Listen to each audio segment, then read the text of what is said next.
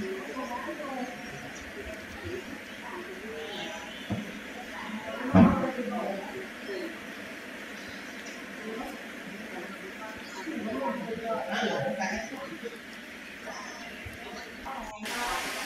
ta thật sự đang tự thiêu sống trái đất của mình, nhưng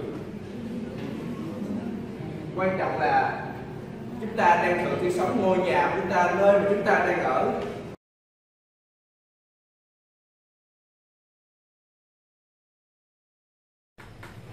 Xin chào các bạn. Hôm nay tôi sẽ trình bày cho các bạn một cái nguyên nhân góp phần làm nóng lên toàn cầu, mà trong đó có chính mỗi gia đình chúng ta tham gia góp phần trong đó. Như chúng ta đã thấy, trái đất của chúng ta đang ở trong giai đoạn đầu của thời tiết khắc nghiệt và cực đoan, với dẫn chứng hiện tại là cái tình hình mưa lũ rất lớn tại Trung Quốc. Còn ở Việt Nam mình thì mới vừa qua đợt hạn hán ở miền Trung.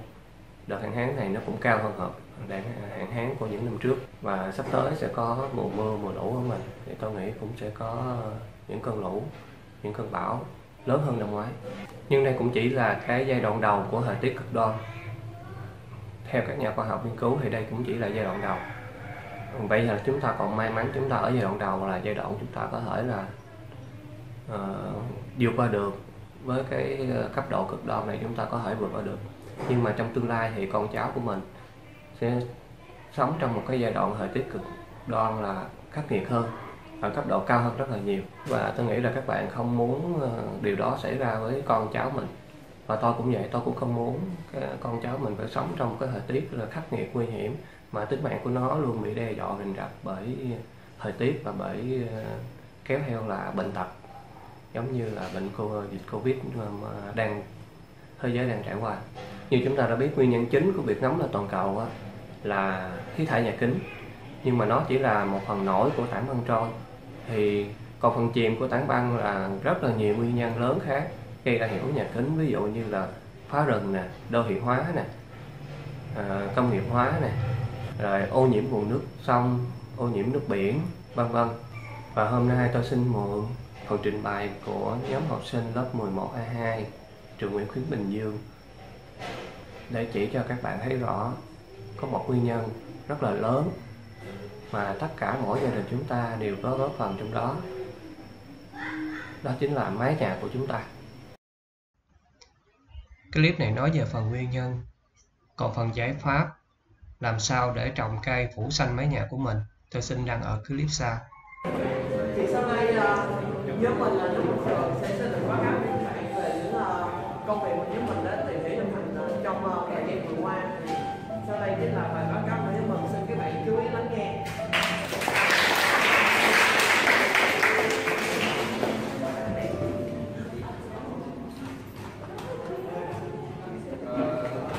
Như các bạn đang thấy trên màn hình thì đây là quả địa cầu của chúng ta. Thì hơn 70% diện tích của quả địa cầu, diện tích bề mặt của quả địa cầu được bao bọc bởi đại dương, và chỉ có 30% là lục địa. Ở những năm đầu thế kỷ 20 thì chúng ta có 6 tỷ hectare rừng và nhiệt độ trung bình vào khoảng 13 độ C. Nhưng mà đây, tất cả những chỉ số này được lấy vào đầu thế kỷ 20, vào năm 1990, và đến bây giờ thì hiện trạng bây giờ đang rất là nóng hổi, chỉ là vấn đề nóng lên toàn cầu.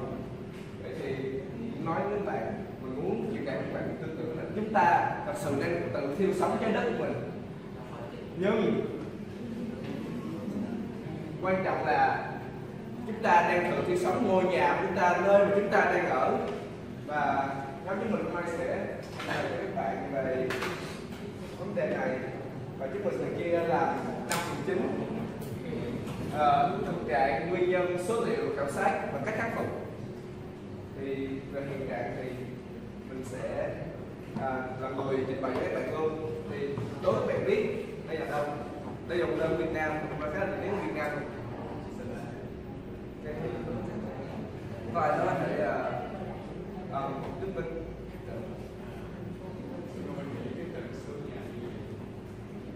có lẽ là một lớn thì có lẽ là ok.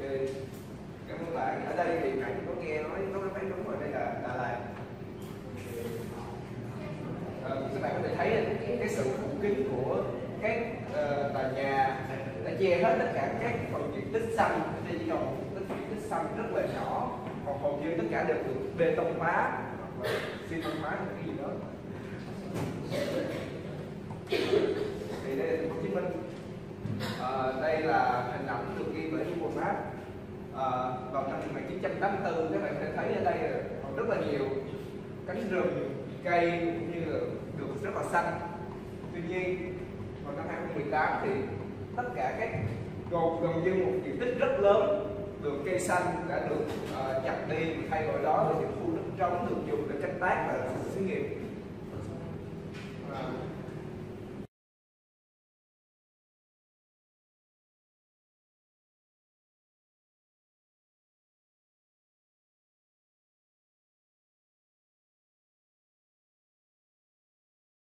Sau đây mình sẽ cho các bạn xem một video về các thành phố lớn trên thế giới đã đô thị hóa như thế nào.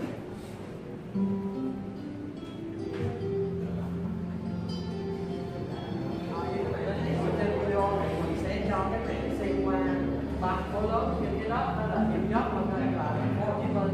Và ngoài ra trong video có một số diện tích của các thành phố lớn trên trái đất mà các bạn trên một chặng ở đây thì các bạn chú ý đến nghe. Thì đầu tiên là thành phố New York. New York là một thành phố lớn ở Hoa Kỳ với tổng diện tích là 11.264 km². Ở New York thì hơn 90% diện tích ở đây là nhà cửa, thì các bạn thấy là diện tích cây xanh không có là bao nhiêu hết, chỉ có một vài đứa gần giống như trên hình thôi. Và lượng nhiệt tỏa ở New York này nó sẽ xảy ra một lượng nhiệt rất là lớn trong trái đất. Thì trên video các bạn thấy là hầu như tất cả các diện tích New York gen của nhà cửa, và chỗ này nhìn vô cũng thấy rất là chói và lóa mắt, cảm giác rất là khó chịu khi mà nhìn Google Maps vào một cái thành phố mà hiện đại như thế này. Ngoài ra ở trên đây có một số diện tích thành phố lớn như là ở Sao Paulo diện tích đến 2.590 km². Thì sau đây video sẽ chuyển tiếp tới phần diện tích của London. London là một thành phố ở nước Anh với tổng diện tích là 1.623 km². Thì thành phố này cũng không có kém New York hết, cho tới khi mà nhà cửa được chiếm cho hơn 90% diện tích của thành phố này.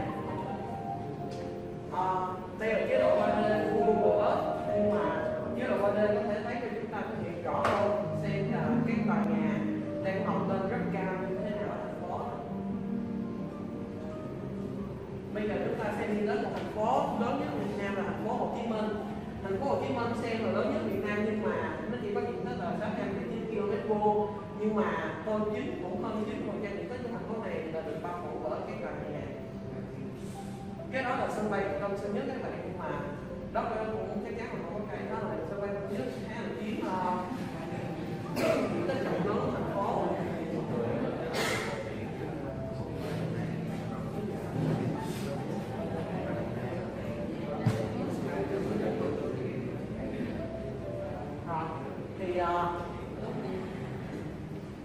Thì cảm ơn các bạn đã cho tụi mình biết về thực trạng như thế nào ở trên trái đất của chúng ta. Thì như các bạn đã biết thì trái đất chúng ta thì nó mọc lên rất nhiều tòa nhà cao, và tụi mình gọi hiện tượng đó là rừng bê tông. Thì rừng bê tông là gì? Thì sau đây mình sẽ giải thích cho các bạn một vài cái nho nhỏ.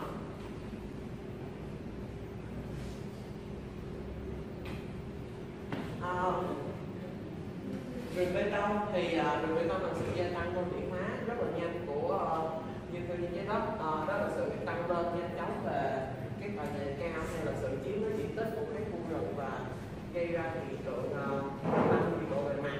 Thì có bạn nào thắc mắc là tại sao hiện tượng rừng bê tông lại làm tăng lên nhiệt độ bề mặt trái đất không?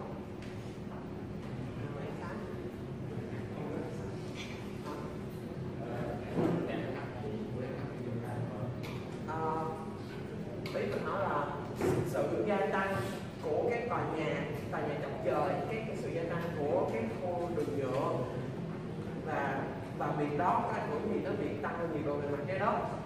Thì để giải thích cho việc này mình đã tìm hiểu một thống kê, một báo cáo như sau. Thì theo Viện Văn phòng Khoa học Công nghệ Việt Nam thì một số nghiên cứu, và nghiên cứu này được làm ra ở Hải Phòng. thì nó được thở ra như sau nè. Đây là kết luận cuối cùng của hôm nay, người ta nói là những nơi cái bề mặt bao phủ là rừng cây thì có nhiệt độ bề mặt thấp hơn đáng kể so với khu dân cư và ruộng lúa. Để làm cho bài nghiên cứu cho nên là thuyết phục người đọc hơn thì mình có cái bảng như sau. Đây là các bạn chú ý nha, đây là lớp phủ ở Hải Phòng thì có là lớp phủ dân cư rất cao, còn lớp phủ này là rừng thì các bạn thể thấy lớp phủ dân cư thì có nhiệt độ trung bình bề mặt cao nhất lên các bạn gần 22 độ, trong khi rừng nhiệt độ bề mặt chỉ có khoảng 16 mấy thôi. Thì người ta dùng cái cột bên này, người ta dùng là chỉ số thực vật, tức là để xem thực vật chỗ đó là mưa, nước hay là thực vật dày. Còn cái này là dùng chỉ số phản xạ, tức là người ta đo nhiệt độ trực tiếp, thì người ta thấy là hai cái quả này nó xem nhau, tức là sự phân bố của cây hay là của tòa nhà bề mặt sẽ ảnh hưởng một phần rất là quan trọng cho cái nhiệt độ về bao phủ bề mặt của cái khu đất đó. Các bạn thắc mắc là người ta có một câu người ta đặt ra câu hỏi như này: tôi chặt cây, tôi làm lúa thì tôi cũng trồng lại cây thôi, thì các bạn có để ý là việc đó nó có thực sự đang là trồng lại cây hay không? Thì ở đây mình đã đưa ra một nhận chứng như sau: diện tích bề mặt khu rừng là diện tích nhiệt độ bề mặt khu rừng là khoảng 16 độ C, trong khi đó diện tích nhiệt độ bề mặt đất nông nghiệp lên tới khoảng 20 độ C lận. Đồng này tức có nghĩa là cái cây lúa nó không làm giảm thiểu nhiệt độ bề mặt so với cây rừng, và chắc chắn điều đó là đương nhiên, bởi vì cây lúa là những loại cây rất là thấp bé và không xài dưới đất, không, trong khi cây rừng là những cây cao. Thì các bạn đã biết nguyên nhân tại sao sự gia tăng của các đô thị lại làm tăng nhiệt độ bề mặt trái đất. Thì đây chính là một hình ảnh từ cái bảng thống kê đó. Bên này là bản đồ nhiệt độ bề mặt Hải Phòng, còn bên kia là bản đồ lớp phủ. Thì cái bảng này, hai hình này có tác dụng giống như các bạn hồi nãy là những khu mà có đất nông nghiệp sẽ có nhiệt độ cao hơn, và những khu đất nông nghiệp dân cư sẽ nhiệt độ cao hơn cái phần lớp phủ rừng.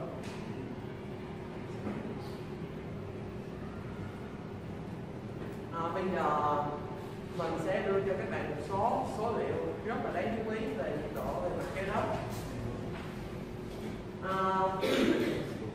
Trong sách giáo khoa từ lớp 1 đến lớp 5 thì mình biết là nhiệt độ lượng mặt trời xảy ra trên trái đất một ngày lên tới nhiệt lượng nó là 12.211 gigawatt, và nhiệt lượng này được đưa vào trái đất trong vòng 1 giờ. Thì trong số nhiệt lượng đó có 47% là được bề mặt ánh hấp thụ, trong khi 19% là được tiết quyển, và còn 34% còn lại là được phản xạ ra không gian. Thì nguồn này mình lấy từ sách giáo khoa lớp 5. Bây giờ một vài số liệu về trái đất ha. Thì một số liệu trái đất từ năm 1990 đến năm 2015. Thì năm 1990 số liệu trái đất có 4.168 triệu hectare rừng, trong khi năm 2000 còn chỉ còn 4.085, năm 2010 4.041, và tới năm 2015 là 4.039. Thì trong vòng chỉ có khoảng hơn 25 năm, nhưng mà diện tích ở trái đất nó giảm đi hơn 100 triệu hectare, và đây là một số khá là đáng báo động. Thì một hàng ngày được trái đất bị mất đi bằng 2 sông bóng đá. Tiếp theo là sự gia tăng trong diện tích đô thị, thì 640.000 km2 trái đất là dành cho đường sữa, trong đó chiếm 93% diện tích đô thị, trong đó tổng diện tích ở đây là bê tông là 2.180 km2. Thế là tổng diện tích khu thì bê tông lên tới 39.909 km2. Thì cứ khoảng 300 km2 thì nó sẽ tương ứng với nhiệt độ một cái độ nhiệt độ 200 lần một ngày. Như vậy, theo thống kê của các bạn học sinh, thì cứ 300 km vuông đường nhựa, sàn bê tông, mái tôn được hâm nóng dưới ánh sáng mặt trời một ngày, thì nhiệt lượng chứng tỏ ra tương đương với một trái bom nguyên tử đã hạ xuống thành phố Hiroshima, Nhật Bản. Và đây là các bảng ước lượng chi tiết, xin mời các bạn tham khảo.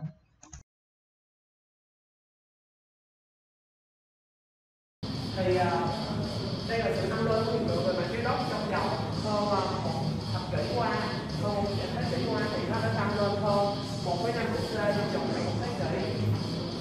Đến ở đây chính là diện tích của một số khu công nghiệp lớn trên trái đất.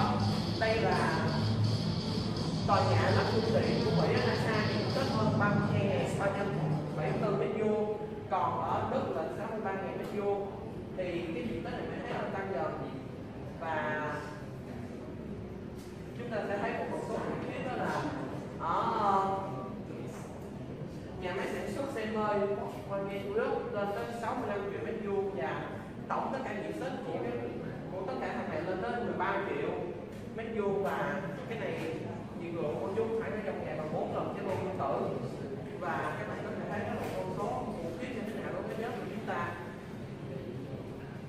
Thì như thế thì chúng ta đã đi qua một số liệu khá rõ ràng về cái đất. Thì mình sẽ thống kê là như sau: tổng diện tích che phủ về mặt cái đất không có cây xanh lên tới 682 triệu 682 ngàn km², và chúng ta đang mất 7.140 m² rồi mỗi giây, và điều này làm nhiệt độ về mặt trái đất tăng lên tới hơn 1 độ C trong vòng 1 thế kỷ.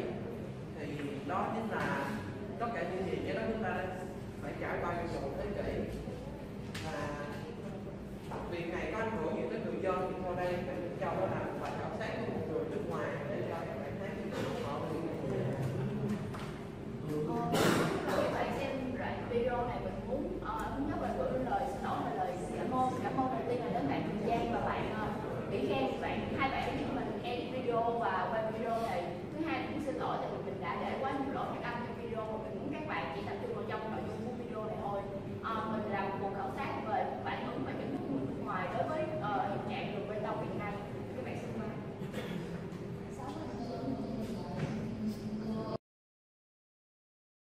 So, hello guys, my name is Minh Châu and I'm a member of the environment group, and today I will give you a short interview with my teacher, Han. Hi, Hi. that's me. So, that's first question for you is, in your country, is there a phenomenon called the concrete jungles? Of course, in most Western countries there are concrete jungles, and they're expanding daily and they're expanding rapidly currently. So, can you give some comparison between your country and Vietnam, the concrete jungle?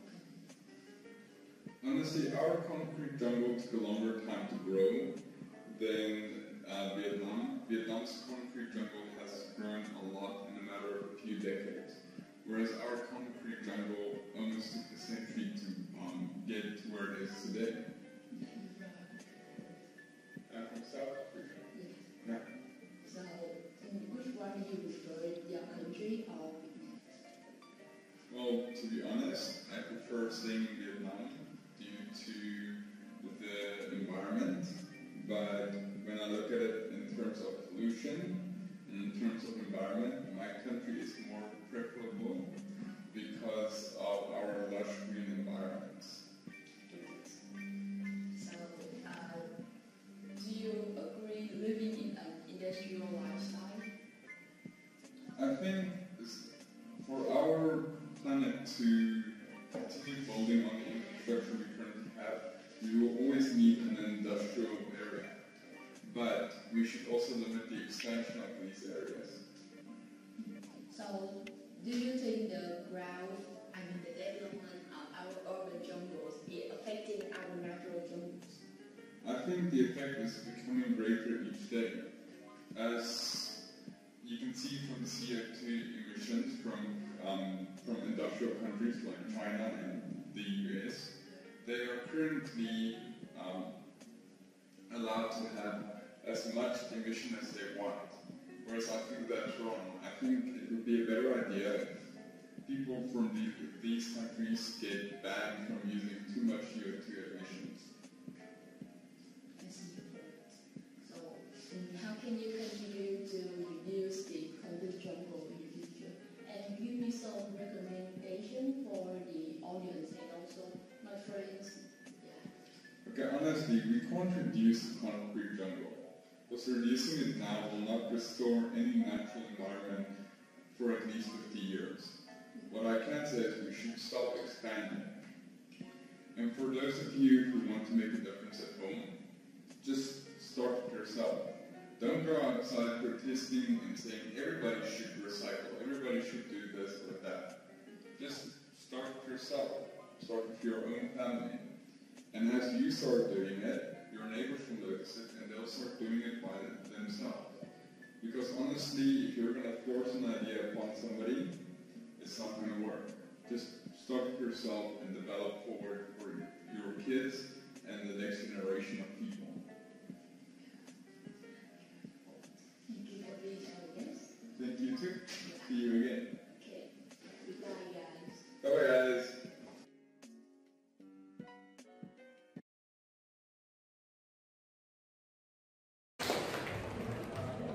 Thì sau buổi phỏng vấn với người nước ngoài thì chúng ta có thể thấy sự khác biệt giữa đất nước chúng ta và đất nước bạn như thế nào, và cũng như là một số cái giải pháp được đưa ra bởi người thầy đó. Thì giống như là anh người nước ngoài đó, cũng như người thầy nước ngoài đó đã nói, việc áp đặt suy nghĩ của mình lên người khác là không thể làm cho hoạt động xảy ra được. Vì vậy chúng ta bắt đầu chính bản thân mình. Một số giải pháp nhóm mình có thể đưa ra, có thể nghe có thể khả quan nhất, đó là đầu tiên là chúng ta có thể xanh hóa trong nhà của chúng ta. Bởi vì nghe nói là nếu mà trồng cây lên để phủ xanh cả cái mái nhà thì sẽ giảm thiểu lượng nhiệt lượng tác động lên mái tôn cũng như là mái nhà của chúng ta. Nếu mà việc xanh hóa ngôi nhà của chúng ta có vẻ chưa khả quan lắm thì hãy bắt đầu với lại cả một khu phố xanh. Bởi vì nếu chúng ta có tiếng nói tác động đến cả một cộng đồng, cả một khu phố này, thì việc mọi người chung tay để làm một khu phố xanh là việc có khả năng xảy ra và sẽ gây ảnh hưởng đến cả cộng đồng và cả mọi người xung quanh. Đó là phần cuối cùng của bài thuyết trình của chúng mình. Cảm ơn các bạn đã lắng nghe.